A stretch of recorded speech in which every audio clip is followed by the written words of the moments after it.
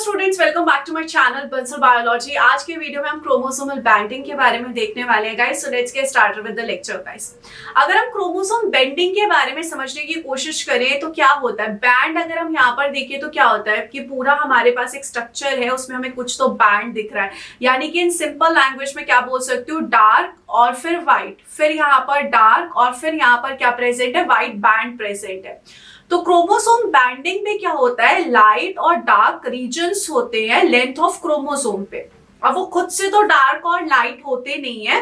Chromosome banding करवाई किस तरीके से जाती है, डाई को यूज करके यहाँ पर क्रोमोसोम बेंडिंग करवाई जाती है।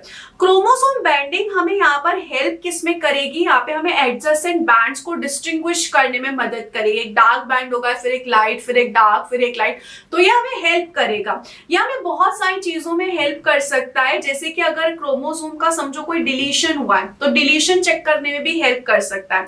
फॉर एग्जाम्पल मेरे पास यहाँ पर इस तरीके से क्रोमोसोम था, इस क्रोमोसोम में समझिए इस तरीके से यहाँ पे कुछ डार्क बैंड्स थे और यहाँ पर इस तरीके से कुछ लाइट बैंड थे। फॉर एग्जाम्पल इस क्रोमोसोम में कुछ तो डिलीशन हो गया, तो आप देखिए यहाँ पर मुझे इंस्टेड ऑफ जो जहाँ पे मुझे 4 डार्क बैंड मिल रहे थे, अब सिर्फ 3 ही डार्क बैंड मिल रहा है, ऊपर की तरफ सिर्फ 1 है। तो ये क्या होता है, इस तरीके से हमें फाइंड आउट करने में मदद कर सकते हैं कि क्रोमोसोम्स के स्ट्रक्चर्स में कुछ चेंजेस आए हैं क्या। ये सारी चीजें चेक करने में हमें बहुत हेल्प कर सकता है। तो यहाँ पर जो बैंडिंग होती है वो अलग अलग तरीके की होती है, एक एक करके हम सब पे कॉन्सेंट्रेट करने की कोशिश करते हैं।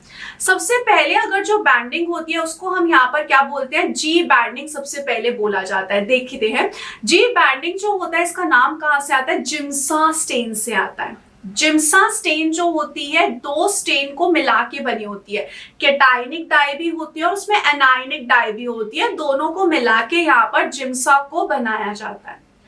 एक बात हमेशा ध्यान रखिएगा कि जब भी हम स्टेनिंग करते हैं, जब भी हम क्रोमोसोम से रिलेटेड कुछ कर रहे हैं, हमें देखना है क्रोमोसोम, तो हम ये सब चीजें मेटाफेज में करते हैं। हमें पता है कि जब भी माइटोसिस चलती है तो बहुत सारे फेजेस होते हैं, माइटोसिस में एनाफेज होता है, टीलोफेज होता है, प्रोफेज होता है। मेटाफेज कोई क्यों लिया जाता है, क्योंकि इस कंडीशन में क्रोमोसोम्स जो होते हैं वो पूरी तरीके से कंडेंस्ड होते हैं, तो हमें यहाँ पर पूरे प्रॉपर क्रोमोसोम्स देखने मिलते हैं। तो जब यहाँ पर ये स्टेजेस चल रही होती है उस समय हम यहाँ पर क्या करते हैं, ड्रग होती है जिसको हम बोलते हैं कॉल्चिकाइन, कॉल्चिकाइन से सेल को ट्रीट कर देते हैं। कॉल्चिकाइन यहाँ पर क्या करता है, कॉल्चिकाइन यहाँ पर ब्लॉक कर देता है, किसको ब्लॉक करता है, स्पिंडल फाइबर को ब्लॉक कर देता है। अब हमें पता है जब भी सेल को मेटाफेज से एनाफेज में जाना है तो उस चीज के लिए स्पिंडल फाइबर बहुत ज्यादा इंपॉर्टेंट होते हैं। कॉल्चिकाइन ने स्पिंडल फाइबर ब्लॉक कर दिया तो सेल मेटाफेज में ही रुक जाता है और हम मेटाफेज वाले सेल को फिर स्टेनिंग के लिए यूज कर लेते हैं, बाइंडिंग के लिए यूज कर लेते हैं। तो यहाँ पर बेसिकली हम मेटाफेज क्रोमोसोम को यूज कर रहे हैं। सबसे पहले हम इसमें क्या करें, ट्रिप्सिन से ट्रीट कर रहे हैं।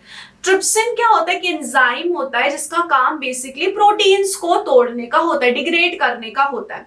तो समझिए मेरे पास यहाँ पर कोई क्रोमोसोम है, वो किससे अटैच है, प्रोटीन से तो अटैच होता है। क्रोमोसोम के पास बहुत सारे प्रोटीन्स होते हैं जो उससे अटैच रहते हैं।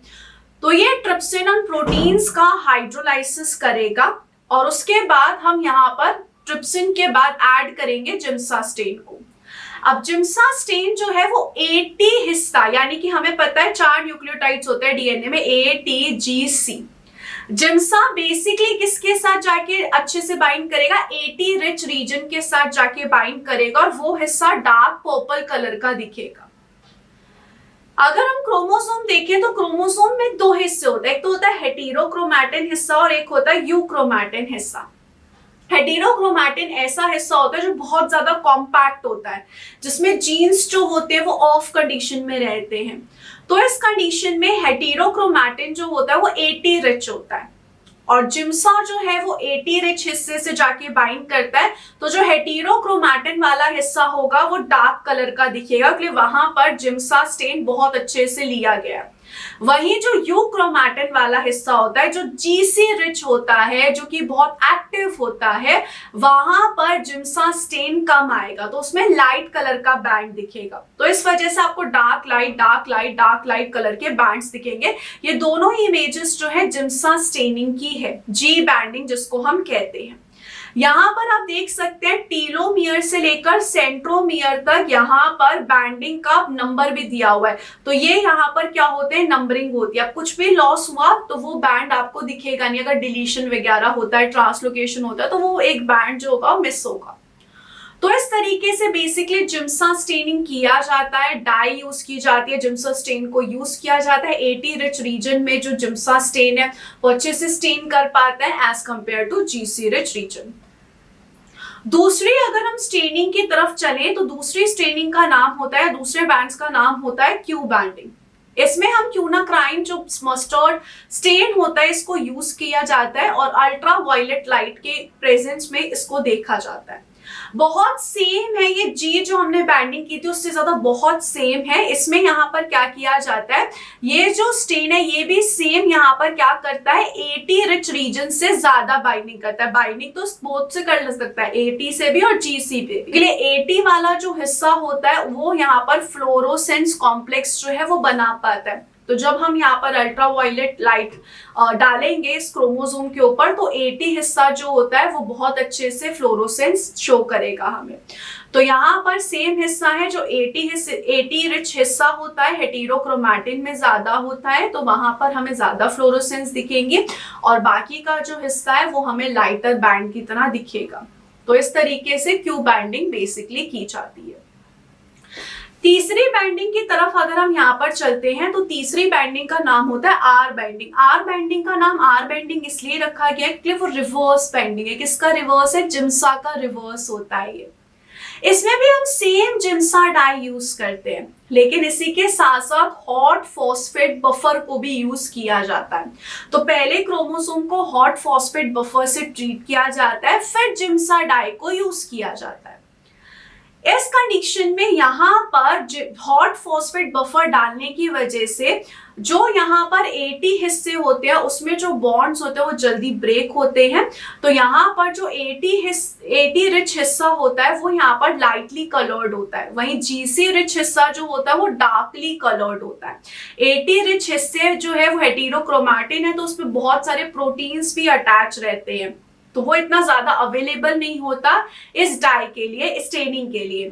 वहीं जीसी रिच हिस्सा जो होता है उसमें कम प्रोटीन्स है एज कंपेयर टू इसके, तो यहाँ पर ये कलर बहुत अच्छे से ले लेता है और डार्कली स्टेन होता है। इसलिए जब हमने जिम्सा स्टेनिंग की थी, जब हमने जी बाइंडिंग की थी तब हमने सबसे पहले ट्रिप्सिन डाला था ताकि प्रोटीन्स जो है वो यहाँ पर डिग्रेड हो जाए। यहाँ पर हमने ऐसा कुछ भी नहीं किया है इसलिए यहाँ पर जो जीसी रिच हिस्सा होगा वो हमें डार्क बैंड के साथ दिखेगा।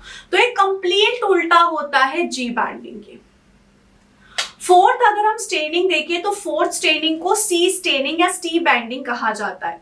अगर हम यहाँ पर देखें इसमें बेसिकली हम किसको स्टेन कर रहे हैं, सेंट्रोमियर को स्टेन किया जाता है। हमें यहाँ पे पता है कि एक क्रोमोसोम होते हैं, इसकी इस तरीके से आर्म होती है और यहाँ पर इस आर्म पे क्या प्रेजेंट होते हैं, सेंट्रोमियर प्रेजेंट होते हैं। तो बेसिकली सेंट्रोमियर वाला जो हिस्सा है वो स्टेन किया जाएगा। इसके लिए आप एक एल्केलाइन को यूज करते हो जिसका नाम होता है बेरियम हाइड्रोक्साइड। ये क्या करता है, ये डीनेचर कर देता है और उसकी वजह से यहाँ पर क्या किया जाता है, फिर स्टेनिंग की जाती है। तो यहाँ पर सबसे पहले आप क्या कर रहे हो, डीनेचर कर रहे हो और फिर आप स्टेनिंग कर रहे हो। इसमें यहाँ पर जिम्सा सॉल्यूशन में ये सारी चीजें जो होती है प्रेजेंट होती है, methyl azure, methylene azure, methylene violet, methylene blue, eosin, ये सारी चीजें प्रेजेंट होती है।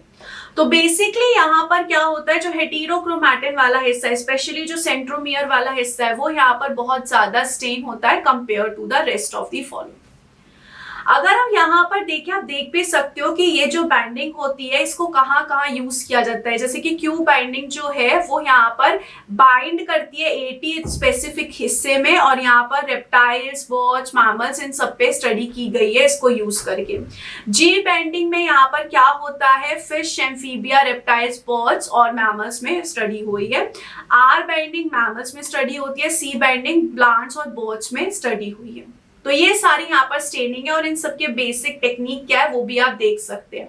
यहाँ पर एल्केलाइट ट्रीटमेंट किया गया था, यहाँ पे हॉट बफर ट्रीट किया गया था, जी में यहाँ पर यूज किया था हमने बेसिकली ट्रिप्सिन को, क्यू बेंडिंग जो है उसमें हमने फ्लोरोसेंस मॉलिक्यूल को यूज किया था। अब आप देख सकते हैं इसी से रिलेटेड 2023 में क्वेश्चन भी आया था। आप चाहे तो आप पॉज करके क्वेश्चन को सॉल्व कर सकते हैं और एल्स आप यहाँ पर आगे कंटिन्यू भी कर सकते हैं। यहाँ पर आप देख सकते हैं बहुत सिंपल सी कहानी है। यहाँ पर अगर आप देखोगे बहुत सिंपल सी कहानी है। पहली बार तो आप देख सकते हो XXY क्रोमोसोम प्रेजेंट है, तो एक एक्स्ट्रा क्रोमोसोम है, तो ऑब्वियस सी बात है नॉर्मल ह्यूमन कैरियोटाइप तो नहीं हो सकता है। अब XXY नॉर्मली किसका होता है, क्लाइनफेल्टर का होता है, तो स्टूडेंट इसको देखते ही सी ऑप्शन मार्क कर देंगे। लेकिन आप यहाँ पर देख सकते हैं कि सिर्फ सेंट्रोमियर स्टेन नहीं है, का हिस्सा भी यहाँ पर स्टेन है, यहाँ पे आपको प्रॉपर बैंड्स मिल रहे हैं। तो फिर ये किसका एग्जाम्पल हुआ, जी बैंडिंग का एग्जाम्पल हुआ, ना कि सी बैंडिंग का एग्जाम्पल हुआ। और जी बैंडिंग में क्या शो कर रहा है, एन्यूपुलॉइडी शो कर रहा है, जिसमें गेन ऑफ क्रोमोसोम नंबर हुआ है। तो इस तरीके से यहाँ पर ये क्या होता है, क्रोमोसोम बैंडिंग होता है। होप गाइस आपको अच्छे से समझ में आ गया होगा। If you like this video do share it with your friends. Thank you so much guys, bye bye.